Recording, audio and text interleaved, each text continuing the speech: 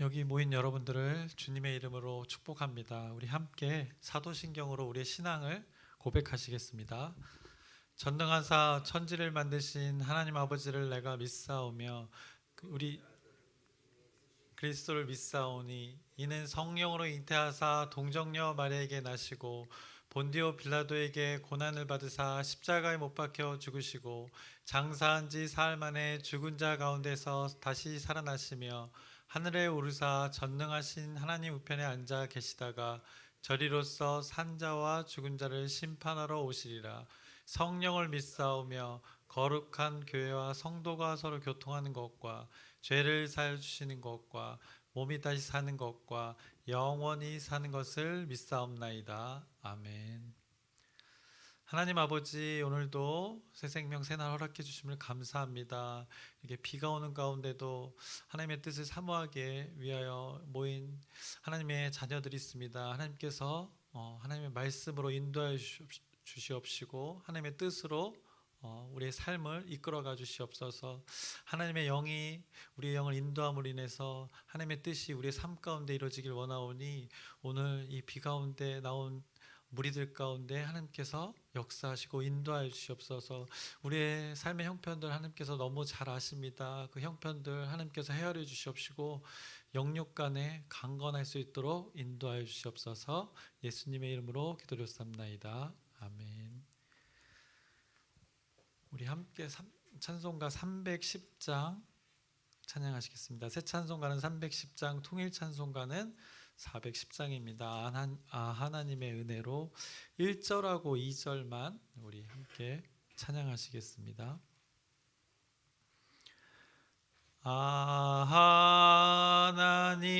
하나님의 은혜로 있을 데 없는 자 왜 구속하여 주는지 난 알 수 없도다. 내가 믿고 또 의지함은 내 모든 형편 아시는 주님 늘 보호해 주실 것을 나는 확실히 아네. 왜 내게 굳센 믿음과 또 복음 주셔서 내 마음이 항상 편한지 난 알 수 없도다. 내가 믿고 또 의지함은 내 모든 형편 아시는 주님 늘 보호해 주실 것을 나는 확실히 아네. 아멘. 오늘 함께 나누실 말씀은 사무엘상 20장의 말씀입니다. 20장 전체의 말씀인데 우리 함께 읽기는 마지막 절 42절 한 절 우리 함께 읽겠습니다. 사무엘상 20장 42절의 말씀입니다. 다 찾으셨으면 우리 함께 읽겠습니다. 요나단이 다윗에게 이르되 평안히 가라. 우리 두 사람이 여호와의 이름으로 맹세하여 이르기를 여호와께서 영원히 나와 너 사이에 계시고 내 자손과 내 자손 사이에 계시리라 하였느니라 하니 다윗은 일어나 떠나고 요나단은 성읍으로 들어가니라. 아멘. 오늘은 사무엘상 20장의 말씀을 나눌 것인데요. 20장 이전에 내용이 기억나십니까? 이제 지난주 금요일의 말씀이었는데 그 19장의 마지막 부분을 나누면서 이제 19장 전체를 잠깐 보자면 사울이 공개적으로 이제 신하들을 통해서 다윗을 죽일 것을 명령했습니다. 그 가운데 요나단이 다윗을 변호했습니다. 그리고 미갈이 다윗을 도망치는데 이제 협조를 했습니다. 도움을 주었습니다. 그리고 또 한 번의 위기 가운데 하나님의 영이 직접 그 사울과 사울의 무리 가운데 임해서 사울의 영을 그 지배해서 예언하게끔 했던, 그래서 그를 통해서 다윗이 도망칠 수 있는 기회를 주신 것을 19장에서 말씀했습니다. 그래서 그가 이제 피하게 되는데, 그가 피한 곳을 보면 처음에는 그 기브아, 사울이 있는 곳 기브아에 있다가 라마 나요스로 다시 도망친 후에 이제 그리고 오늘 이제 20장에서 다시 이제 기브아로 온 다윗을 보게 됩니다. 그래서 오늘 본문 20장 1절을 보시면 이렇게 말씀합니다. 다윗이 라마 나요스에서 도망하여 요나단에게 이르되라고 이렇게 하면서 오늘 말씀이 이제 시작됩니다. 그래서 요나단이 있는 곳은 바로 사울이 있는 곳입니다. 아버지와 같이 지내는 곳인데 그곳이 기브아입니다.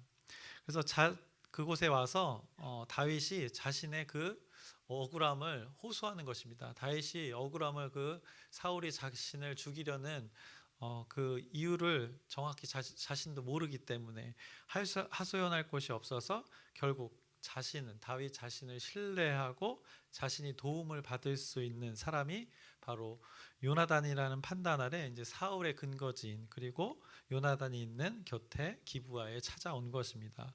그래서 1절에 이렇게 하소연을 합니다. 요나단에게 이르되 내가 무엇을 하였으며 내 죄악이 무엇이며 내 아버지 앞에서 내 죄가 무엇이기에 그가 내 생명을 찾느냐라고 이렇게 하소연합니다.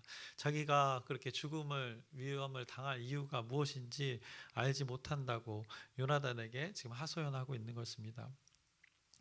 그런데 다윗과는 다르게 요나단은 사울이 다윗을 지금도 어떻게 보면 진짜로 죽이려는 것을 어떻게 보면 믿지 않는 상태인 것입니다. 요나단은 그렇게 지금 판단하고 있지 않다고 성경은 말씀합니다. 그래서 자신의 아버지가 모든 일을 할 때 자신과 의견을 나누고 판단하고 결정하지 자신에게 숨기는 일이 없으시다고 다윗에게 이렇게 말합니다. 그랬더니 다윗이 이제 맹세하면서까지 요나단, 당신의 아버지 사울은 지금 본심을 숨기고 있는 것이라고 말하면서 다윗 자신은 지금 사울 때문에 지금 생명이 매우 위태롭다고 말하고 있는 것입니다. 그것이 2절부터 3절의 말씀인데 제가 읽겠습니다. 요나단이 그에게 이르되 결탄코 아니라 내가 죽지 아니하리라.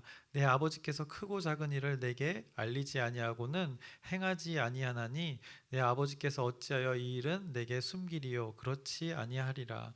다윗이 또 맹세하여 이르되 내가 내게 은혜 받은 줄을 내 아버지께서 밝히 알고 스스로 이르기를 요나단이 슬퍼할까 두려운즉 그에게 이것을 알리지 아니하리라 함이니라.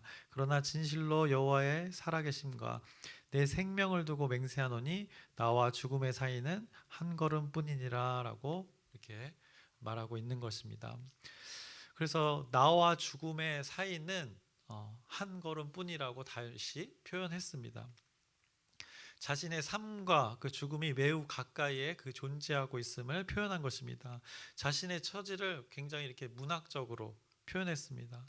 그래서 다윗이 시로 그렇게나 많은 글을 그렇게 기가 막힌 표현으로 하나님을 노래했나 봅니다. 그래서 자신이 한 걸음만 걸어도 죽음을 마주해야 할 수 있다고 자신의 지금 위태로운 상황을 말하고 있는 것입니다.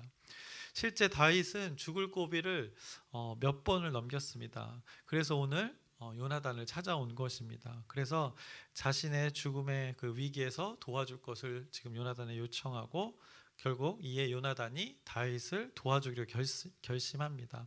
그래서 4절을 보시면 요나단이 다윗에게 이르되 내 마음의 소원이 무엇이든지 내가 너를 위하여 그것을 이루리라 라고 이렇게 멋진 고백을 합니다. 전폭적으로 믿고 도와주겠다고 요나단이 결심합니다.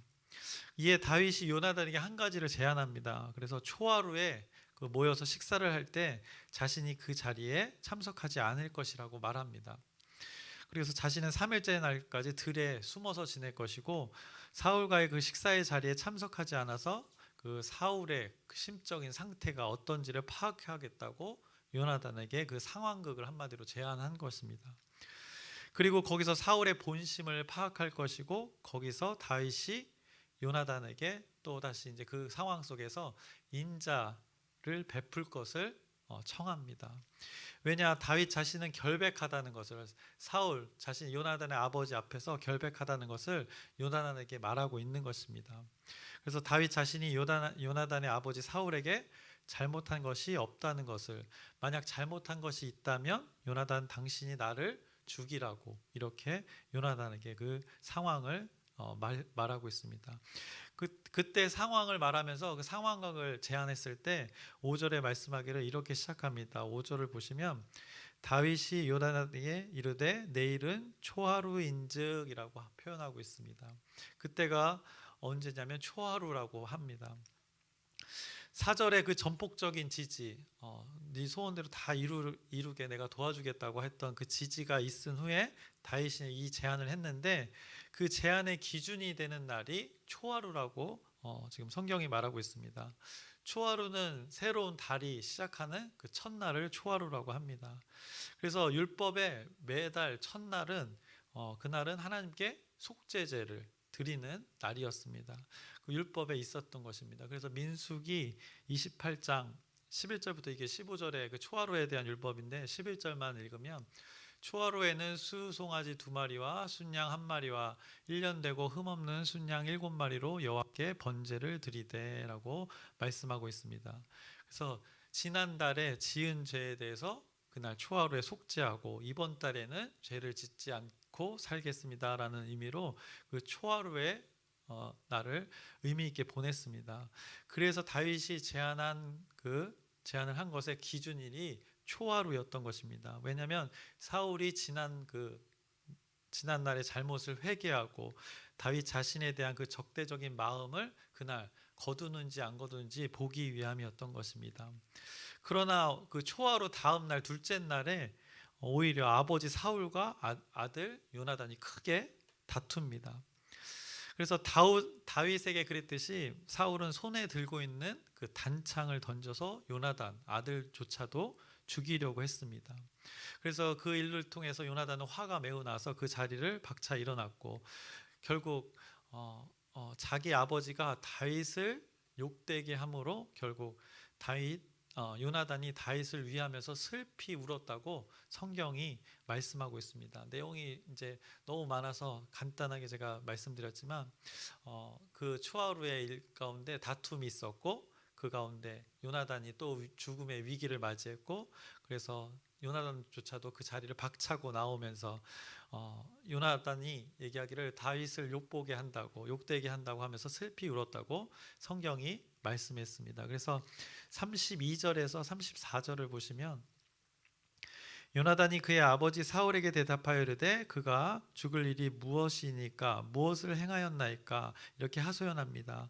33절에 사울이 요나단에게 단창을 던져 죽이려 한지라 요나단이 그의 아버지가 다윗을 죽이기로 결심한 줄 알고 심히 노하여 식탁에서 떠나고 그 달의 둘째 날에는 먹지 아니하였으니 이는 그의 아버지가 다윗을 욕되게 하였으므로 다윗을 위하여 슬퍼함이었더라라고 이렇게 성경이 말씀합니다. 그리고 나서 이제 둘이 돌무더기에서 언약을 합니다. 그 바위를 에셀 바위라고 성경이 말씀하고 있습니다. 그리고 나서 아주 급박한 상황에서 이제 둘은 헤어지게 되는 것을 20장에서 말씀하고 있습니다. 그래서 둘의 상황이 이렇게 되었습니다. 들판에 나가 무더기 근처에서 다윗이 이제 숨어 있고 요나단이 그곳을 향해서 화살을 쏩니다. 그래서 화살이 떨어진 곳에 한 아이를 보내어 그것을 주워오게 합니다. 그때 이제 요나단이 외쳐서 얼른 도망칠 것을 다윗에게 전달합니다. 그것이 이제 38절의 말씀에 말씀하고 있습니다. 요나단이 아이 뒤에서 또 외치되 지체 말고 빨리 다름질하라 하매 요나단의 아이가 화살을 주워 가지고 주인에게로 돌아왔으나라고 이렇게 말씀합니다. 그리고 나서 아까 화살을 주었던 그 아이를 성읍으로 이제 돌려보내고 이제 둘이 요나단과 다윗이 만나게 됩니다. 그리고 뜨거운 눈물을 흘리고 입맞춤을 하고 이제 거기서 가슴 아픈 헤어짐을 가지게 됩니다. 그것이 이제 39절부터 41절까지의 말씀입니다. 그 아이는 아무것도 알지 못하고 요나단과 다윗만 그 일을 알았더라. 요나단이 그의 무기를 아이에게 주며 이르되 이것을 가지고 성읍으로 가라 하니 아이가 가매 다윗이 곧 바위 남쪽에서 일어나서 땅에 엎드려 3번 절한 후에 서로 입맞추고 같이 울되 다윗이 더욱 심하더니라고 이렇게 말씀합니다. 그래서 오늘 본문의 말씀의 내용은 대략 이렇습니다. 꽤나 긴 한 장의 말씀을 어떻게 보면 이 새벽에 한 방에 나누기는 벅차지만 이 몇 가지 말씀 구절을 통해서 하나님이 20장에서 말씀하고자 하는 바를 나누려고 합니다. 그래서 3절에 이렇게 다윗은 죽음에 이르는 그 위기에 이뤘음을 아주 기가 막힌 시적인 표현으로 자신의 처지를 요나단에게 하소연했습니다. 아까도 읽었지만 나와 죽음의 사이는 한 걸음뿐이니라 이렇게 다윗이 하소연했었습니다. 어떻게 보면 그 하소연 후에 요나단이 고백했던 그 너 소원대로 이루어주리라 했던 그 말씀이 있었는데 그것을 다시 읽어보자면 요나단이 다윗에게 이르되 내 마음의 소원이 무엇이든지 내가 너를 위하여 그것을 이루리라 라는 그 죽음에 가까이 한 걸음 가까이 간 다윗을 돕겠다고 맹세를 하는 것입니다. 그래서 요즘 말로 자신의 인생을 젊은 사람들이 표현하는데 인생을 이렇게 갈아 넣겠다 그런 맹세를 합니다. 그래서 원어의 뜻을 보자면 당신의 영혼을 위해 무엇이든지 하겠다는 것입니다. 그 영을 위해서 나의 영이 무엇이든지 하겠다는 의미의 그 고백을 합니다. 영혼을 위해 무엇이든지 하겠다는 것은 무엇입니까? 이 정도로 내가 상대방을 위해서 일한다는 것은 어떤 비용 계산을 하는 것이 아닙니다. 그래서 상대방을 위해 희생할 각오가 돼 있는 것을 말하는 것입니다. 자신의 생명을 바쳐서라도 자신의 생명을 그 상대의 위기와 바꾸더라도 그 상대를 위한 헌신할 것을 지금 요나단이 맹세하고 있는 것입니다. 그리고 다윗과 요나단을 우정으로 이제 표현하는 경우가 종종 있는데 오늘 말씀을 이제 잘 뜯어보면 단순한 그 우정이라고 할 수 없습니다. 여러분에게 잠깐 질문을 해보자면 여러분은 이런 어떻게 보면 우정 이상의 그 동료가 있으십니까? 여러분의 직장에 이런 다윗과 요나단의 관계에 동료가 있으십니까? 여러분의 친구들 중에 이런 친구가 있으십니까? 단순히 어떻게 보면 세상의 이 가치관으로는 이런 관계 형성이 어렵습니다. 어떻게 보면 불가능합니다. 그런데 이런 관계가 가능한 곳이 있습니다. 그 유일한 곳이 바로 이 교회 공동체입니다. 이 교회 공동체에서는 이런 관계가 가능합니다. 왜냐하면 교회 공동체는 조금 특별한 기준을 가지고 있기 때문입니다. 그래서 어떻게 자신의 그 기회비용을 따지지 않고 상대의 그 영혼을 위해 무엇이든지 하겠다는 맹세를 가능하게 하는 공동체가 바로 이 교회 공동체입니다. 그것을 어떻게 맹세하는지는 이유는 우리가 잠시 후에 확인해 보려고 하고 요나단은 어쨌든 무엇이든지 하겠다는 그 전폭적인 지지와 더불어서 다윗의 또 다른 요청을 성경이 말씀하는 것을 보게 됩니다. 그것이 8절의 말씀인데 그런즉 바라건대 내 종에게 인자에게 행하라. 내가 내 종에게 여호와 앞에서 너와 맹약하게 하였음이니라. 그러나 내가 죄악이 있으면 내가 친히 나를 죽이라. 나를 내 아버지에게로 데려갈 이유가 무엇이냐 하니라 라고 말합니다. 인자하게 행하라 말했습니다. 여기서 인자는 그 히브리어로 그 유명한 그 헤세드입니다. 하나님의 그 자비, 인애, 긍휼, 사랑, 친절, 은혜 여러 가지 의미를 담고 있는 그 단어입니다. 이것이 룻기에서 아주 자주 언급되었던 단어입니다. 사람이 이 땅에 살아가면서 온전히 그 하나님의 말씀으로 살아가기 위해서는 이 헤세드가 없어서는 안 됩니다. 그 하나님의 자비와 인애, 긍휼, 그 사랑, 친절, 그 은혜가 없으면 이 사람이라는 존재는 사람과 원만하게 살아갈 수가 없습니다. 화목의 관계로 살아갈 수가 없습니다. 그 하나님이 우리의 사람을 향한 그 신실함에 대한 그 약속의 증거가 그 열매가 이 하나님의 헤세드이기 때문입니다. 그래서 이것을 지금 다윗이 요나단에게 당당히 요청하고 있는 것입니다. 둘 관계에서 그 헤세드를 요구하고 있는 것입니다. 룻기에서 룻이 보아스에게 내게 은혜 베풀어 주기를 원합니다라고 이렇게 고백을 했었는데 그것을 떠오르게 하는 장면이기도 합니다. 그리고 보아스가 자신의 밭에서 일하는 사람들을 축복했습니다. 그 밭에서 일하는 사람들이 여호와 그 날개 아래 보호받기를 원하는 그 보아스의 축복의 기도를 떠올리게 하는 또 하나의 말씀입니다. 그와 같은 축복의 말이 오늘 요나단과 다윗 사이에 지금 서로에게 있는 것을 지금 성경이 말씀하고 있는 것입니다. 그런데 지금 상황이 누가 어려운 상황입니까? 근본적으로는 이 다윗이 굉장히 어려운 상황입니다. 사울이 죽이려는 자는 지금 다윗입니다. 사울의 대적은 스스로 사울이 다윗이라고 지금 성경이 계속 말하고 있습니다. 지금 요나단은 다윗을 도우고 있는 상황입니다. 그리고 지금 현재 이스라엘의 왕은 누구입니까? 아직은 사울입니다. 그가 아직 많은 권력을 가지고 있습니다. 그런데 요나단은 지금 누구를 의지하고 있습니까?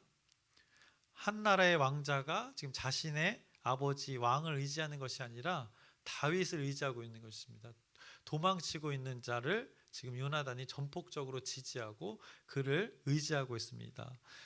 끊임없이 다윗과 언약을 맺는 것이 20장에 말씀하고 있습니다. 제가 다 언급을 못했지만 여러분이 시간 나실 때 보시면 그 요나단이 오히려 다윗과 지금 이 도망자와 언약을 맺고 있고 그 노력하는 모습을 성경이 말씀하고 있습니다. 그래서 다윗은 지금 도망자 신세입니다. 그는 전혀 이스라엘 왕으로서의 역할을 감당하기에 환경적으로 어떻게 보면 빛이 보이지 않는 현재의 모습입니다. 그럼에도 요나단은 다윗을 향해 전폭적인 지지와 오히려 그에게 많은 것을 부탁하고 있는 것입니다. 도망자 신세에 있는 자에게 하나님의 헤세드를 지금 구하고 있는 것입니다. 13절에서 16절을 제가 읽겠습니다. 그러나 만일 내 아버지께서 너를 해치려 하는데도 내가 이 일을 내게 알려주어 너를 보내어 평안히 가게 하지 아니하면 여호와께서 나 요나단에게 벌을 내리시고 또 내리시기를 원하노라.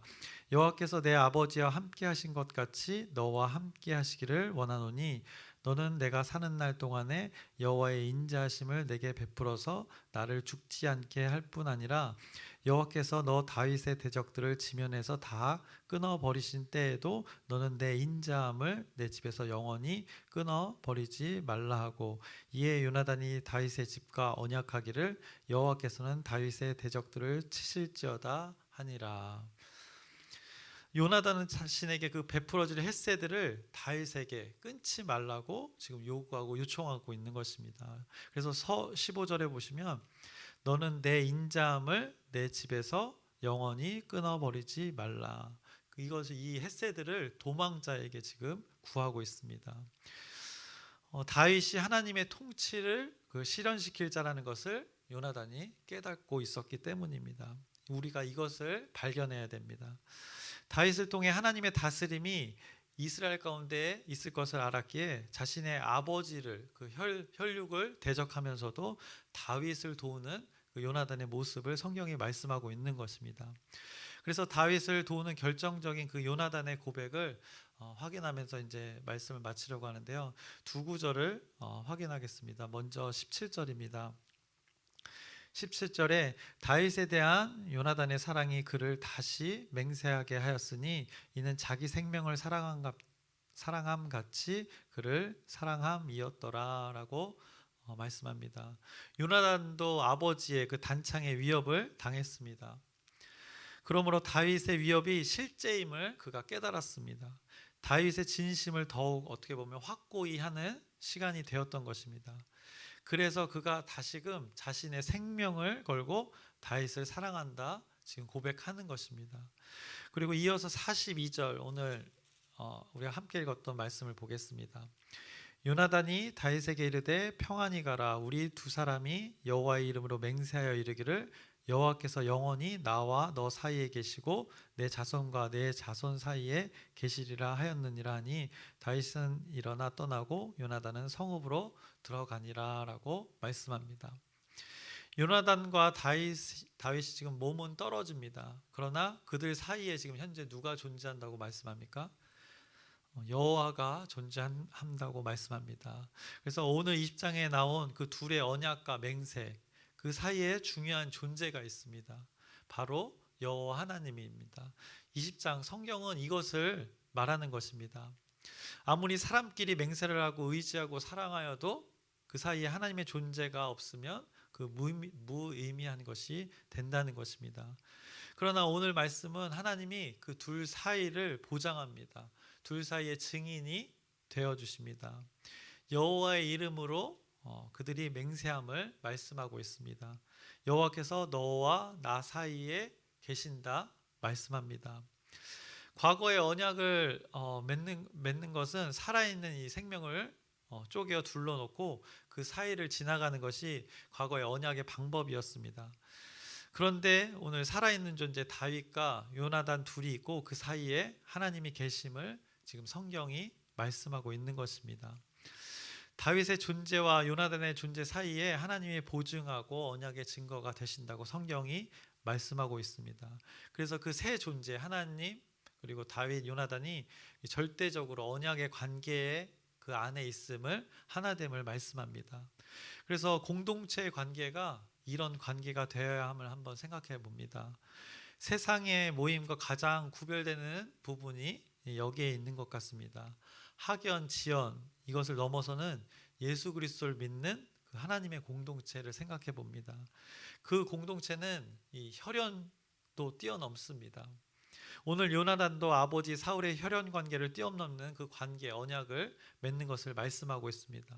그래서 다윗과의 관계에서 하나님을 그 중보자로 그들이 언약의 그 공동체 하나님의 공동체를 이름을 보게 됩니다. 그래서 여러분 옆에 있는 대상이 그런 언약의 공동체의 대상임을 여러분들이 깨달으시길 바랍니다. 옆에 계신 그 집사님이, 권사님이, 또 장로님이, 목사님이 그런 존재라는 것입니다. 이분들이 어떤 나의 유익이 되어서 나의 어떤 기쁨이 되어서 그와 관계하는 것이 아닙니다. 예를 들어서 담임 목사님이 나를 축복해 주니까 이런 관계하는 대상이 아니라는 것을 여러분들이 잘 아실 것입니다. 기회비용을 따지거나 손익계산을 하는 관계가 아니라는 것입니다. 주님을 머리로 각 지체가 되어 하나님의 몸을 이룬 하나님의 공동체라는 것입니다. 여러분 이렇게 생각해 보시길 바랍니다. 내가 다윗이라 생각하시고 옆에 지체는 요나단이라 생각해 보시길 바랍니다. 그분과 나 사이가 실제 그런 관계로 살아가고 있습니까? 그렇다면 그분과 나 사이에 하나님이 지금 증인되어 주고 계십니까? 설사 우리가 옆에 그 대상을 그렇게 느끼지 못하더라도 그들을 향한 그 방향은 그곳을 향해야 합니다. 그곳이란 것은 우리의 옆에 있는 지체들과의 그 관계가 다윗과 요나단의 관계처럼 그들이 추구했던 그 방향을 향해야 한다는 것입니다. 나 개인의 신앙의 그 성장과 성숙도 중요하지만 이 기독교는 이 공동체성을 절대적으로 항상 말하고 있습니다. 그래서 하나님의 말씀을 진정 깨달은 자는 타인과 교제하기를 원합니다. 자신이 깨달은 말씀을 입 밖으로 전하고 싶어 안달이 나기 때문입니다. 그래서 그 깨달은 말씀을 누군가에게는 그 말씀의 실천으로 적용시키기 때문입니다. 이런 말이 있죠. 마음이 있는 곳에 뭐가 열리죠? 지갑이 열립니다. 그런데 상대를 위해 거침없이 쓰는 것입니다. 이게 돈 쓰라는 얘기가 아닙니다. 자신의 귀한 재물을 아끼지 않는 마음이 드러난다는 것입니다. 세상은 돈을 그렇게나 중요시 여기는데 그 중요한 돈보다 당신이 더 중요합니다라는 이 사랑의 고백이 되는 것이기 때문입니다. 아마 해보신 분들은 잘 아실 것입니다. 그래서 여러분이 열심히 일한 것, 그 하나님을 위해서 사용되어지도록 헌금하시는 것 아니겠습니까? 그래서 하나님의 사랑을 깨달은 자는 이렇게 하나님과 이웃과의 사랑을 관계 속에서 실천한다는 것입니다. 예로 그렇게 들었지만 이 예는 어떻게 보면 이해를 돕기 위한 것이니 이해가 되셨으면 싹 잊어주시길 바랍니다. 그래서 다시 오늘의 말씀에 그 다윗과 요나단의 관계를 여러분이 기억하시길 바랍니다. 그 둘 사이에 하나님의 존재도 관계했다는 것을 꼭 기억하시길 바랍니다. 그래서 상대를 향한 착한 일을 넘어서는 영과 영이 연결되어 그 하나의 뜻을 이루는 그 관계를 여러분들이 기억하시고 그 둘 사이에 하나님이 보증하는 관계를 기억하시길 바랍니다. 그래서 다윗을 통한 하나님의 통치가 성경의 시대에 존재했던 것처럼 그곳에는 하나님의 통치, 하나님의 다스림, 하나님의 나라가 임한 곳이었다고 성경이 말씀합니다. 그래서 그 하나님의 나라가 오늘 여러분이 계신 곳에 충만하기를 주님의 이름으로 축원합니다. 기도하겠습니다. 하나님 아버지, 오늘도 어김없이 하나님의 말씀을 나누었습니다. 이 말씀이 우리 입가에서 머릿속에서만 맴도는 것이 아니라 정말 실제가 되어 마음속에 깊이 새겨져서 삶의 관계 가운데 나타나게 하여 주시옵소서. 성령의 열매로 맺어지게 하여 주시옵시고 그 하나님의 증거들이 우리의 실제 삶에 나타나게 해 주시옵소서. 그래서 우리 공동체가 하나님의 뜻을 나타내고 하나님의 뜻을 드러내는 귀한 공동체로 빛과 소금의 역할로 살아가게 해 주시옵소서. 예수님의 이름으로 기도드렸습니다. 아멘. 하늘에 계신 우리 아버지여, 이름이 거룩히 여김을 받으시오며 나라의 마옵시며 뜻이 하늘에서 이루어진 것 같이 땅에서도 이루어지이다. 오늘날 우리에게 일용할 양식을 주옵시고 우리가 우리에게 죄 지은 자를 사하여 준 것 같이 우리의 죄를 사하여 주옵시고 우리를 시험에 들게 하지 마옵시며 다만 악에서 구하옵소서. 나라와 권세와 영광이 아버지께 영원히 있사옵나이다. 아멘. 기도 제목 나누겠습니다.